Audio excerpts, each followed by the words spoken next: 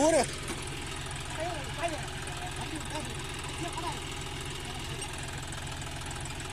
கை வண்டியில கை வைக்காதீங்க. மேல கை இருக்கிறாங்கண்ணா. எங்க ஊருக்கார ஓட்ட சொல்லிட்டாங்க, அவங்கள போய் கேளுங்க. நான் அவனும் கூப்பிடல. நீ அம்மா தரங்க